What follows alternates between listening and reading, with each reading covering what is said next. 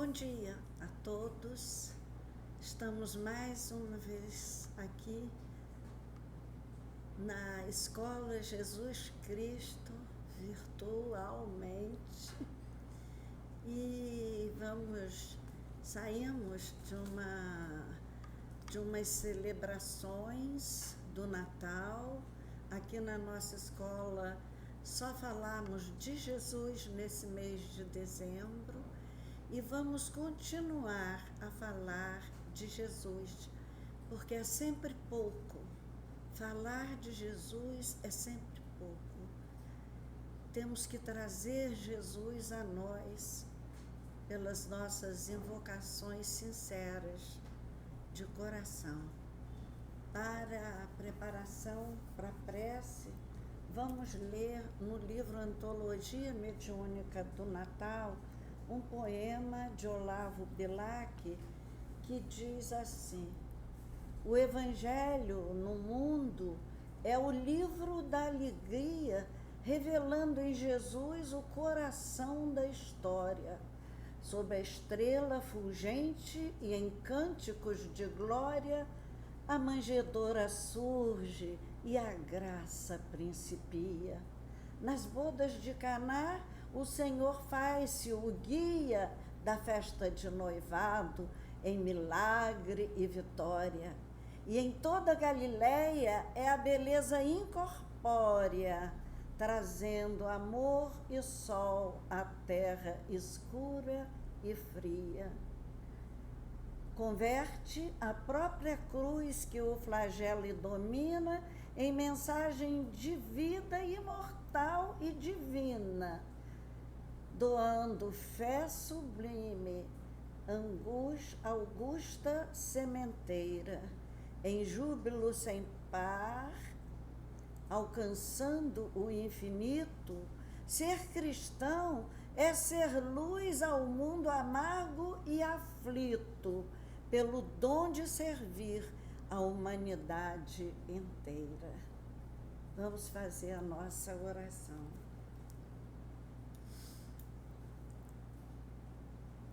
Senhor Jesus, após as celebrações do seu Natal entre os homens, volvemos nós ainda uma vez e sempre ao teu coração amorável, justo e bom, numa súplica, Senhor, de paz para a humanidade tão sofredora nesse instante, de pacificação de nossos medos, de nossas angústias, de nossas saudades, de nossas tristezas. E vimos a Ti, Senhor, vimos a nossa escola Jesus Cristo para repousar um pouco no seu regaço amigo, como ovelhas tontas que somos todos nós, em busca de um afago, em busca de um socorro para essa hora difícil para todos nós aqui na terra. Te pedimos a bênção, Jesus. Pedimos a bênção ao nosso Pai do céu e rogamos que os teus emissários de luz, que pacientemente nos atendem o ano inteiro, nos sustentem por mais esse ano que começa agora, nos segure, nos aponte os caminhos mais retos possíveis à nossa criancice espiritual. Venha até nós, Senhor Jesus, abençoa nossas singelas reflexões desta manhã. Que assim seja.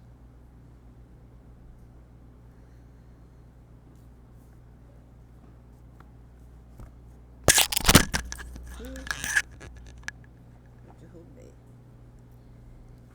Então, queremos recordar hoje aqui na nossa casa, muito à vontade, essa passagem de uma época para outra.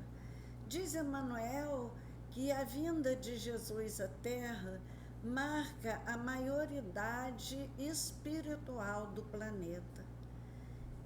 E 2000 anos e tantos depois que Jesus se foi, e nós não estamos ainda investidos da consciência maior do que é ser cristão. Ainda não entendemos no nosso coração, ainda não guardamos na memória de nossos corações a importância da vinda de Jesus à Terra. E não fora por essa pandemia, poucos estariam celebrando o Natal. A maioria sempre festejou o Natal, com muita bebida, muita comida, muitos acidentes pelas estradas, muitas dores também em muitas almas. Mas com essa pandemia parece que nós estamos caindo na real. Parece que a ficha está caindo do que é o movimento cristão e do que representou para nós a vinda do Filho de Deus à Terra. Houve toda uma preparação no mundo espiritual para a vinda de Jesus à Terra. O advento do cristianismo mobilizou muitos espíritos iluminados que se acercaram da Terra até milênios antes da vinda do Mestre. Então, houve uma preparação da Terra como mundo físico, houve uma preparação toda social, até conflituosas umas, mas houve da parte de Deus um zelo, um cuidado muito grande para que todos falassem, ouvissem falassem do seu Filho. O ambiente em que o cristianismo nasce é fruto dessa preparação divina da terra para acolhê-lo. Nasceu na plenitude do Império Romano, com seus 100 milhões de habitantes. Os limites territoriais se estendiam em derredor do mar Mediterrâneo. Parece que o mundo da época girava em torno do mar Mediterrâneo. E o mar Mediterrâneo era um mar do Atlântico Oriental, que é compreendido entre a Europa meridional, ou seja, Portugal, Espanha, Itália, Grécia, Turquia, e a África setentrional do norte, Marrocos, Tunísia, Argélia, Líbia, etc. Então, esse mar tinha aproximadamente 2,5 milhões de quilômetros quadrados. Mar imenso. É o maior mar interior continental do mundo. E sempre foi uma zona privilegiada de contatos culturais, de intensas relações comerciais e também intensos conflitos por causa disso mesmo. Então, ao redor do mar Mediterrâneo, floresceram e desapareceram grandes civilizações. Civilização dos egípcios, dos cananeus, dos fenícios, dos gregos, dos cartaginenses e a época dos romanos. E ainda hoje, há ali 24 países e 3 continentes circundando o mar Mediterrâneo. Então, a escolha do lugar com algum progresso para que os homens tivessem a mente um pouco mais aclarada, a fim de recolher as lições que Jesus vinha trazer à humanidade.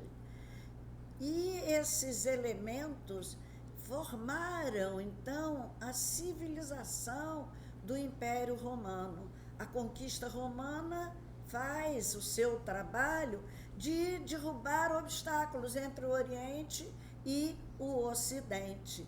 Então, todo império civilizado estava sujeito ao Império Romano. Os governadores eram até nativos das suas províncias e eram nomeados pelo governo central. E a junção dos povos também foi muito importante para que as lições de Jesus beneficiassem a todos, que as notícias de Jesus pudessem correr por todos esses lugares que era o mundo civilizado da época. Então, nos primeiros anos de governo do Império Romano, ele era sólido, era bem organizado, cedia às províncias certas liberdades para evitar rebeliões, lógico. Então, o Império Romano agregou os povos. A primeira, não a primeira resolução, mas foi a grande percepção do alto para que o Evangelho se espalhasse pelo mundo. E houve, então, a mistura das raças. Sabe-se que os latinos da Itália e do norte da África tinham privilégios. A língua oficial era a língua latina. Os soldados eram obrigados a falarem a língua latina. Os gregos entraram também nesse pacote todo com os seus conhecimentos, com a sua facilidade de comunicação, são muito alegres, são muito comunicativos, e eles estavam espalhados por toda parte. E eis aí mais um cuidado de Deus, a mistura das raças. Eu acho que foi tão importante essa mistura das raças, que eu acho que deve ter sido também a provisão para o Brasil. Deus, quando Cristo elegeu o Brasil, pátria do Evangelho, logo contou com essa mistura das raças, para que houvesse um pouco mais de compreensão entre os homens, uma fraternidade que nós estamos ainda conquistando, né? Nesse âmbito interracial. E os judeus entraram também muito bem, porque a maioria era a maioria da população palestina e formavam um grupo de comerciantes que intensificaram o comércio por toda parte. E o comércio foi fator importantíssimo na divulgação dos feitos de Jesus e, posteriormente, das lições de Jesus. Porque o comércio naquela época era ambulante. Eles passavam pelos lugares vendendo as iguarias, as coisas do Oriente, as sedas, os perfumes orientais. Então, o comércio foi de intenso valor para o cristianismo. E os judeus ainda tinham a seu favor o fato de adorarem a um único Deus e terem, assim, uma moral mais exigente, mais rigorosa. Eles eram a maioria da população palestina e ajudaram nessa divulgação. Egito, Chipre, Ásia Menor, Grécia, Macedônia, Itália, Espanha, Síria, Mesopotâmia, Pérsia. Quem estuda o Atos dos Apóstolos sabe que eles passaram por todos esses lugares, ou quase todos. E ainda mais para o oeste, enfim, é que se fixaram os primeiros comerciantes. Os judeus tinham um Deus vivo, Criador de todas as coisas, na concepção deles, insistiam em preceitos morais e pregavam a vinda do Messias. Enfim, a massa foi reunida por todos esses acontecimentos para ser levedada por Jesus. E a vinda de Jesus é o evento central da nossa história de humanidade. Jesus não é apenas o centro de toda a história, é a pedra angular, o fecho do arco do universo, como diz Moisés. Todas as coisas foram feitas por ele, e sem ele nada do que foi feito se fez, relata o evangelista João. Então, e a gente pode também conferir isso no livro A Caminho da Luz, de Emmanuel, todo esse processo de elaboração desse planeta e, mais tarde, a vinda do próprio Cristo entre nós para as lições necessárias aos avanços que nós estamos fazendo nesse momento. Então, foi criado em Jesus todas as coisas que nós conhecemos. Então, desde que ele é a figura central, né, da nossa história, e sua vinda à Terra é o maior evento da história, é o divisor de águas entre uma época e outra época, entre a primeira revelação e a segunda revelação, que é a dele. Então, a sua vinda à Terra é esse marco para a humanidade. Por isso, a gente tem que considerar que houve uma preparação muito grande para a sua chegada ao mundo, para o conhecimento das lições que o seu Evangelho veio nos trazer. Santo Agostinho, algum tempo depois, muito tempo depois, declarou: o Novo Testamento está escondido no Evangelho, assim como o Velho está revelado no Novo.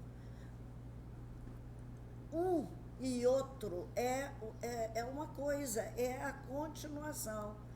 O Velho Testamento foi todo revelado no Novo Testamento. Então, do mundo espiritual, a preparação do mundo físico, a gente viu em linhas rapidíssimas, gerais, numa síntese bem modesta, mas houve também uma preparação do mundo espiritual para a vinda de Jesus. E um anjo, né, chamado o arcanjo Gabriel, é uma figura exponencial dentro do cristianismo. Ele avisou lá ao profeta Daniel, muito tempo antes, uns 4.000 anos antes, ele já avisava da vinda de Jesus, até na Gênesis já estava lá anunciado a vinda de Jesus. E ele agiu por milênios preparando esse caminho. E houve uma insistência enorme do plano espiritual em anunciar a vinda do Messias e mostrando todos os sinais que indicariam que o Messias estaria ali. Os salmos de Davi, que são uma inspiração crística, o próprio Cristo repete esses salmos durante sua trajetória na terra. Então, nos salmos, nós vamos ver no Salmo 72, 10, os reis de Tarsis, que era uma cidade portuária da Europa, e das ilhas trarão presentes. Os reis de Sabá, lá na Ásia, e de Seba, na África, oferecerão dons. Então, já nessa época, já se anunciava os três reis magos, como símbolo de toda a terra conhecida naquela época, 3 continentes, Europa, Ásia e África. A América ainda não existia organizadamente. Então, isso foi uma preocupação e foi um anúncio de que esse evangelho estaria espalhado em todos os continentes. Toda essa preparação para receber Jesus, sobre o lugar onde Jesus ia nascer. E tu, Belém, terra de Judá, de modo nenhum serás a menor entre as capitais de Judá, porque de ti sairá o guia que há de apacentar o meu povo de Israel. Então, o povo de Israel seria apacentado por Jesus. Mas há uma profecia, as profecias que mais nos chamam a atenção são as profecias de Isaías. Foi o mais completo dos profetas por dar a descrição da história, da missão, dos títulos, das características dos Messias. Foi considerado, então, o profeta da Boa Nova e deu uma dimensão espiritual à presença de Jesus aqui na terra, quando ele profetizava dizendo assim: e as nações caminharão à tua luz, e os reis ao resplendor que te nasceu. Está em Isaías 63.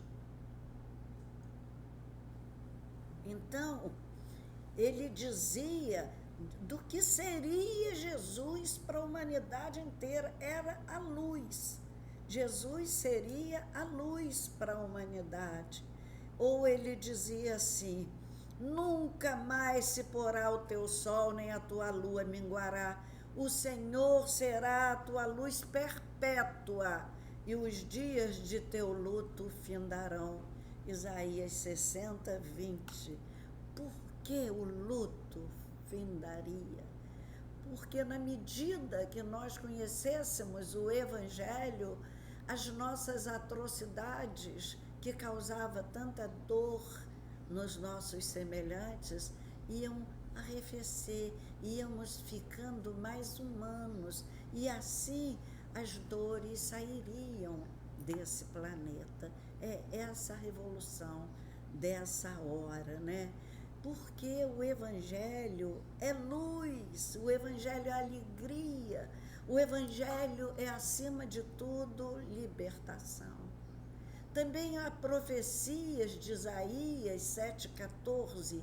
Eis que a Virgem concebeu e deu luz a um filho e lhe dará o nome de Emanuel. Era uma profecia sobre a mãe de Jesus. Estava lá Isaías já descerrando o caminho do futuro, e falava da mãe, e falava de quem era Jesus, e falava do lugar que Jesus nasceria, da data também. Nós temos em Daniel, dentro de 70 semanas de anos, 490 anos depois da queda de Jerusalém. Também sobre os fatos tristes que marcaram a vinda de Jesus na terra, eles profetizaram sobre perseguições, sobre a andança da Sagrada Família, vai para o Egito. Já existia outra profecia do profeta Oséias 11:1, que dizia: do Egito chamei meu filho. E outras profecias, essa de Jeremias, sobre referente à matança das criancinhas por Herodes.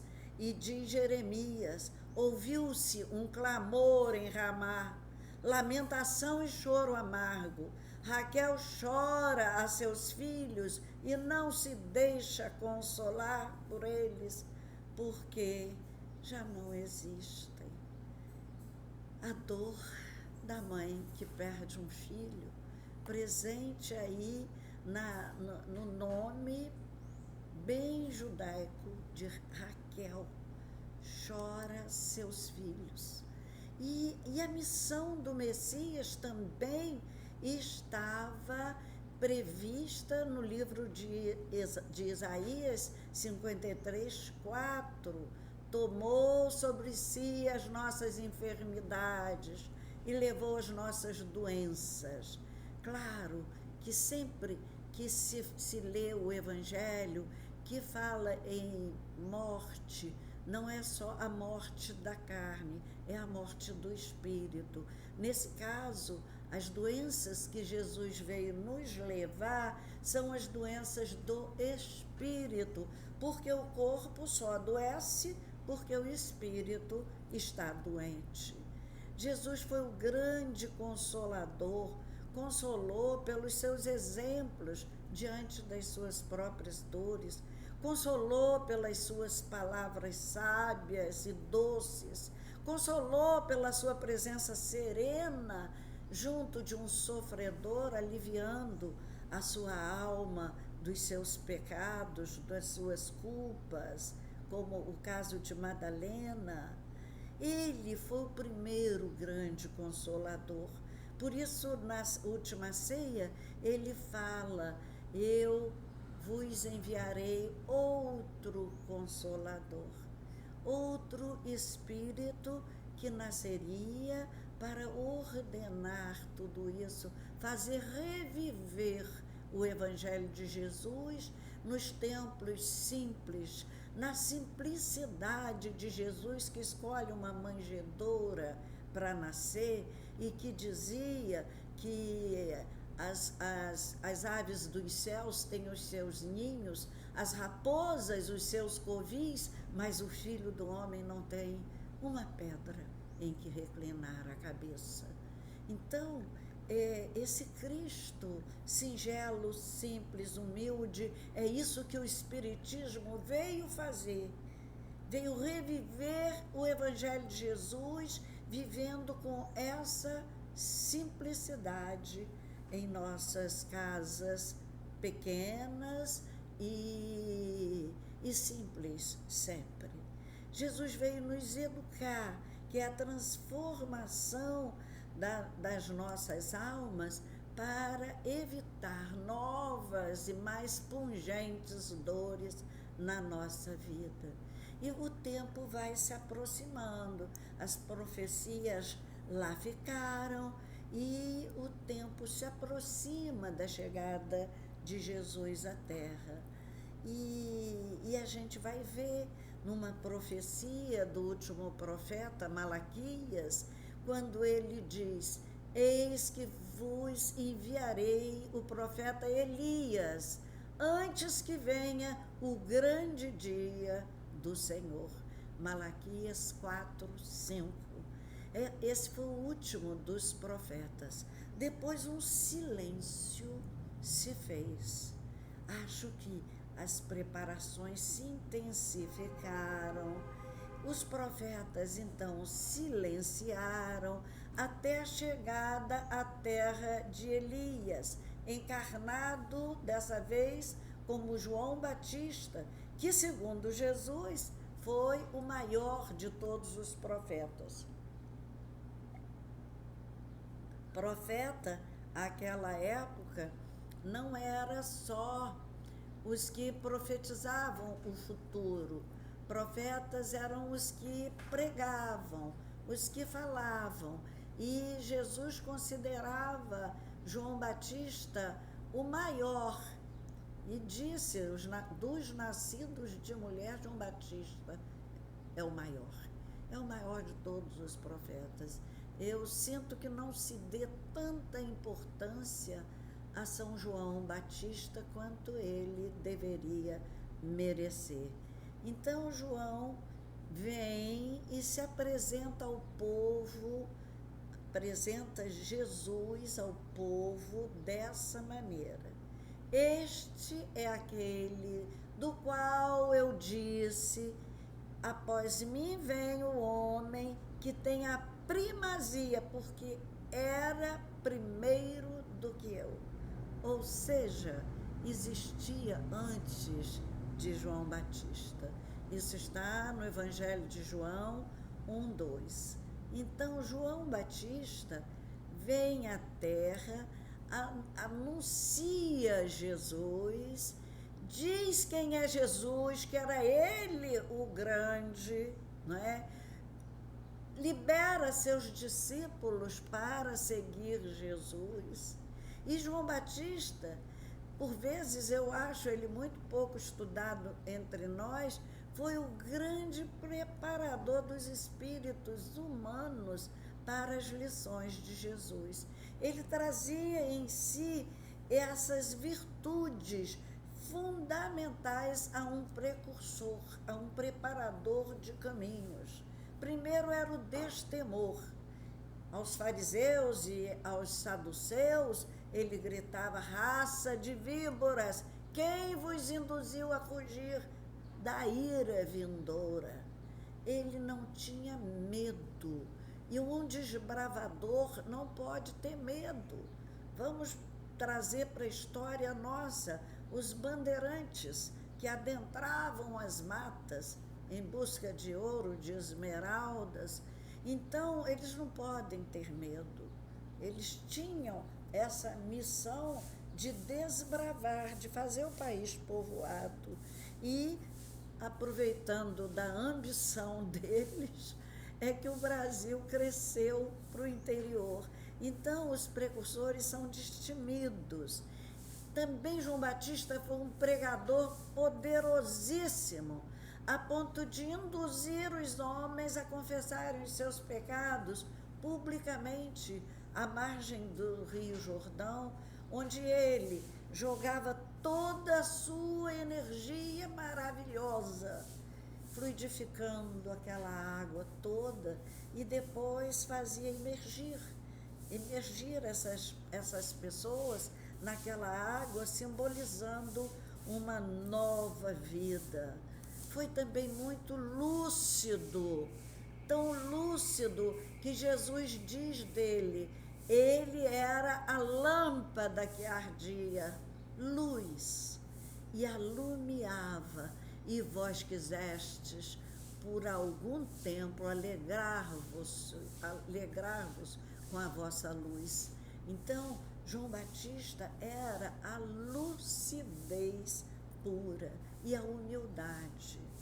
Quando ele diz aos seus seguidores: eu batizo com água, mas no meio de vós está quem vós não conheceis, o qual vem após mim, e do qual eu não sou digno de desatar-lhe as correias das sandálias.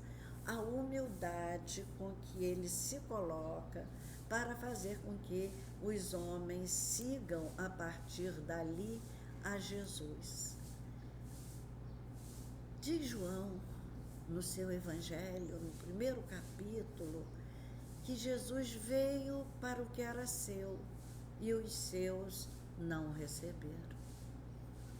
Por que será que, com tanta preparação do mundo físico e do mundo espiritual para que Jesus viesse à Terra, os homens não o receberam, não aceitaram, não receberam, não aprenderam as suas lições?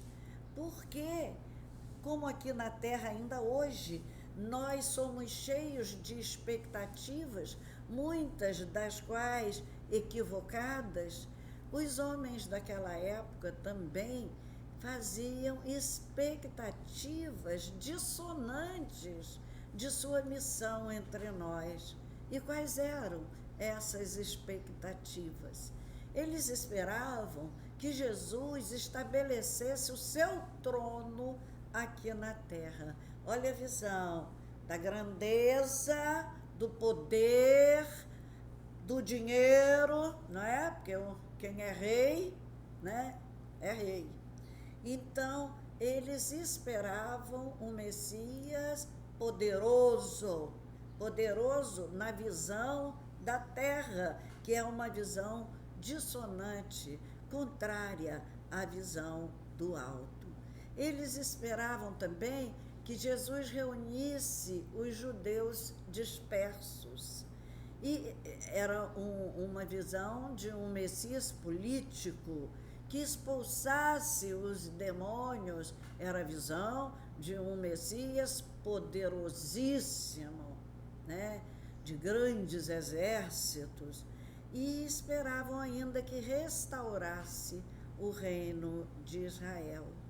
Meu Deus, meu Pai, quantas vezes os nossos interesses egoísticos foram os nossos perversos inspiradores aqui na Terra. Tudo era só para eles, até porque a religião deles era uma religião tipicamente nacional. Humberto de Campos questiona esse nosso egoísmo perverso que inspira os nossos anseios, os nossos sonhos. O orgulho dos judeus e mais a ansiedade que parece retardar ou vedar os nossos olhos para os fatos que nós esperamos ansiosamente, justo quando eles acontecem, nós não os vemos passar. A ansiedade nos cega e a gente nem reconhece aqueles fatos porque nós rogamos tanto ao alto. Os judeus não reconheceram Jesus e continuaram aguardando o Messias. Então, nossos olhos, meus amigos, só fitam o chão e as ninharias que do chão se recolhe. Não temos a visão para as estrelas, mesmo que não as alcancemos, mas a nossa visão, os nossos ideais devem estar sempre no mais alto. Como também não reconheceram em João Batista o profeta Elias, eles não reconheceram. Foi preciso Jesus dizer aos seus discípulos: em verdade vos digo que Elias já veio. E não reconheceram, antes fizeram tudo quanto quiseram com ele, ou seja, degolaram, né?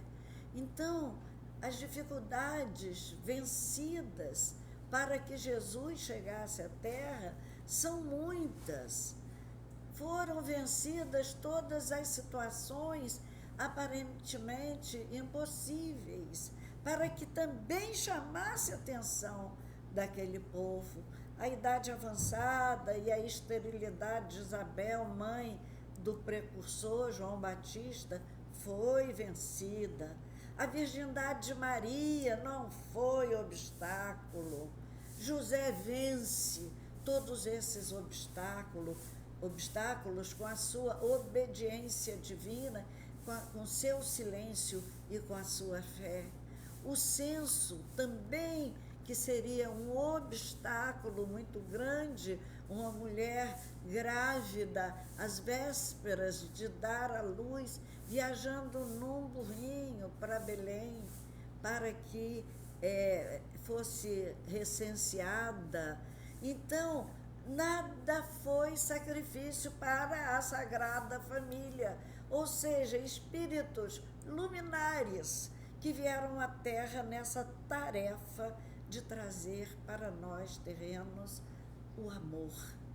O abandono a que Jesus ficou também não foi dificuldade impossível de vencer, porque na singeleza daquele casal pobre, eles aceitaram a estrebaria para ficar e ali ver nascer o seu menino. Não havia vaga, Nunca há vaga para Jesus e ainda não há vaga para Jesus nas nossas vidas. A perseguição também, aquela maldade de Herodes, também foi vencida, porque as coisas do bem sempre irritam o mal aqui na terra. Então, foi vencida, Jesus foi protegido.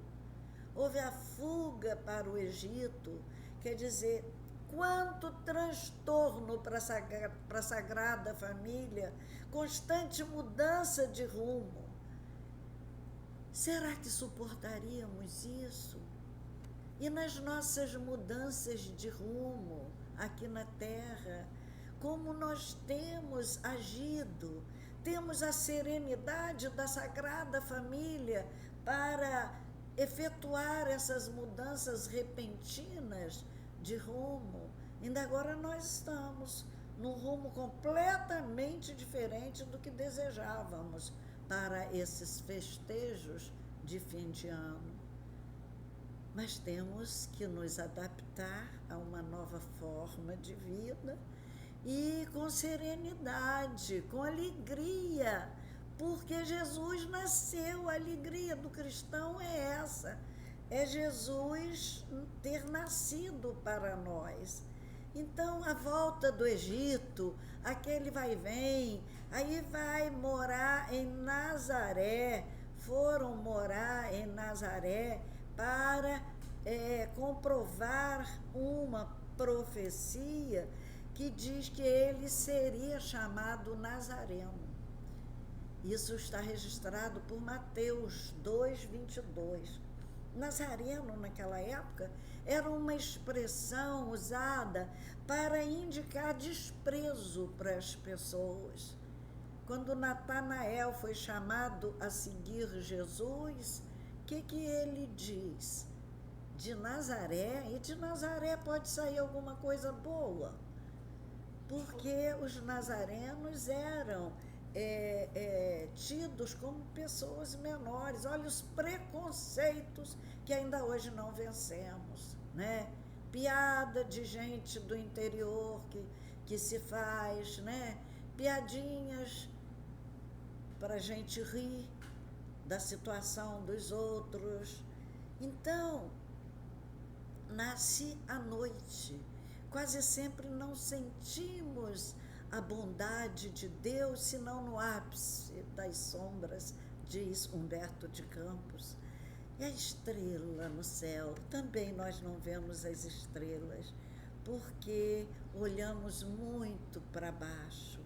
Humberto de Campos diz que quando o germen do Cristo desponta em nossas almas, a estrela divina, da divina esperança, desafia nossas trevas interiores, obscurecendo o passado, clareando o nosso presente e indicando o nosso porvir. E é isso mesmo, quando fitamos no alto, quando temos a visão das estrelas em nossa consciência, vamos clarear o nosso futuro. E ainda dizia que Jesus, né, era chamado assim, o Nazareno. As reflexões que eu trouxe hoje são para nós reflexões sobre os sacrifícios dos bons para que nós fôssemos iluminados. E o que nós temos feito do Natal de Jesus? Será que, como Isabel, nós temos sabido guardar em silêncio os bons projetos espirituais para as nossas vidas e trabalhado neles com muita intensidade, com muito fervor? Será que meditamos nesse Natal sobre a alegria da vinda de Jesus aos nossos corações, aquelas lembranças bonitas do nascimento que Maria guardava no coração? Será que meditamos sobre essa alegria?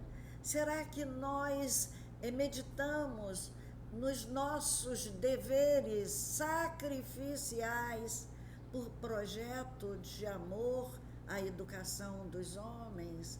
Será que estamos entendendo o Natal? Estamos sabendo o que é o Natal individualmente, para mim, para ti, para ele? O que era o censo que eles foram fazer? Simbolizava os valores do mundo aos quais estamos ainda apegados, ainda são mais importantes para nós do que os valores dos céus. Basta a gente peneirar, observar quanto tempo dedicamos aos valores dos céus, quanto tempo dedicamos aos valores da terra.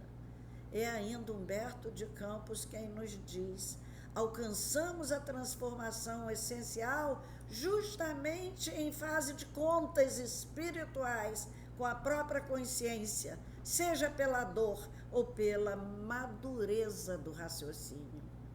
Nós agora estamos tentando alcançar a transformação essencial, o mínimo, numa fase de muita dor, para acordar a nossa consciência. A dor é o choque em nossas consciências, para que a gente desperte para os valores que precisamos seguir. Então, nas perseguições que Jesus sofreu, cabe-nos refletir: nós temos sido seguidores ou perseguidores de Jesus. Eu li no jornal, certa vez, uma manchete assim: pastora vende perfume com cheiro de Jesus. Uma criatura que faz isso segue ou persegue Jesus aqui na terra? As mudanças de rumo que a Sagrada Família fez, será que a família mudava? Estavam sem casa naquela ocasião, mas não deixaram que o lar se dizimasse. Não tinha casa, mas o lar ia com eles para onde fossem. A Sagrada Família mantendo aquela união, aquela afetividade entre eles. Como nós reagimos às perseguições, buscando a humildade de Nazaré, ou queremos os grandes centros? Eu hoje conversei com uma jovem, ela dizia: não, eu só queria ir para Rio ou São Paulo. Está precisando de uma Nazaré, de voltar para Nazaré, para o espaço do silêncio e da simplicidade. Descobrimos alguma Nazaré dentro de nós, esse espaço singelo, simples. Jesus veio ao mundo e o mundo não o compreendeu, o mundo não o conheceu, o mundo não o recebeu. Esses três verbos que não foram conjugados por nós naquela época, quando não são conjugados por nós na hora certa, causam muitas dores aos nossos corações. Então, algumas criaturas receberam Jesus: Maria, José, Isabel, João Batista, Simeão, Ana, os pastores. Os estrangeiros, os reis magos, receberam Jesus. Melquior tinha 70 anos e vinha de Ur, na Caldeia. Baltazar, segundo os estudos, os exegetas, tinha 40 anos, era mouro, partira da Arábia.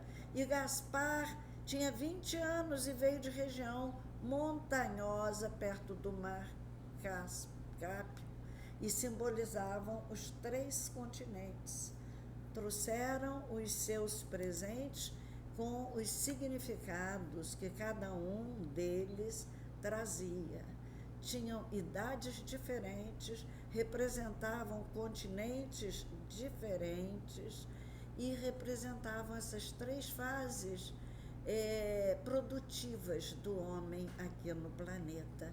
Pensemos nisso.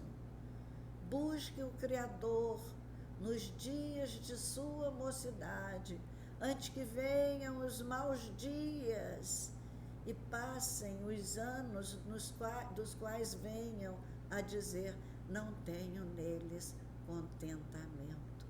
É o que diz na Bíblia o Eclesiastes. Então, buscar Jesus assim, nessa idade do Gaspar, com 20 anos. Em tudo, meus amigos, os simbolizados nessa história toda éramos nós. Nunca possuímos um espaço mental para a inspiração divina, diz Humberto de Campos, absorvidos de ansiedades do coração ou limitados pela ignorância. Natal é amor. O Natal tem que ser uma festa de amor. E é esse poema, Natal de Amor, que eu deixo para as nossas reflexões nessa manhã. É de Maria Dolores. Se vieres, Jesus, de novo, agora, para a celebração do teu Natal, não nos deixes falar de coisas tristes. Queremos recordar tão somente que existes para o amor imortal. Desejamos contar-te, amado amigo, ao clarão que o teu nome nos disserra, que o teu aniversário é cada vez mais lindo e que há muitos irmãos sonhando e construindo o teu reino na terra. Hoje, os barcos singelos que aceitaste, a fim de entretecer a fé que nos conduz, são templos, relembrando em toda parte nosso dever de honrar-te em lições de bondade e cânticos de luz. Os vales para enfermos de outros tempos, na imensa provação que nos dói na lembrança, aos teus ensinos regeneradores, hoje são hospitais plantados entre flores, refúgios de conforto, lares de esperança. Toda desolação que viste de altos montes, por sombra de doença, pranto e dor, vai desaparecendo dia a dia ao sol do teu amparo que irradia alvoradas de amor. O progresso caminha povo a povo, a ciência do mundo alteia a voz. Erros temos ainda, mas sabemos que precisamos dos teus dons supremos para que a paz esteja sobre nós. Ouve, Jesus, na exaltação da vida, cantamos nos louvores sempre teus. Glória a Deus nas alturas, paz na terra a todas as criaturas, ante as bênçãos de Deus. Vamos orar. Senhor, nosso coração, nessa hora, é um celeiro de grãos de gratidão ao teu amor intenso que mal conhecemos, mas que percebemos na preparação do mundo físico e espiritual para receber o teu Filho unigênito. Tem piedade de nós, Senhor. Nem merecemos compaixão, mas sabemos que o teu coração amoroso não sabe tratar os seus filhos de outro modo. Ampara, Senhor Deus, a nossa escola Jesus Cristo, a casa do teu Filho Jesus. Ampara todos os companheiros que aqui trabalham, a sua diretoria, aos trabalhos de todos os dias da nossa casa. Dá-nos sua presença constante entre nós, através dos teus emissários de luz. Ampare, Senhor, o novo ano que vamos iniciar. Seja ele um marco divisor entre o nosso ontem culposo e o nosso amanhã feliz. Seja conosco, Jesus, doce Rabi da Galileia. Caminhe conosco, que somos crianças e não sabemos andar sozinhos. Fica conosco, Senhor, nessa hora de sombra e de dor, no nosso planeta e em nossos corações. Abençoa todos que estão nos hospitais, a todos aqueles que choram, os parentes que se foram. Recolhe, Jesus, no teu amor, todas as criaturas que estão saindo da terra nesse momento e sustenta-nos para que não desistamos nunca de orar uns pelos outros. Seja conosco e despede-nos na tua paz, que assim seja.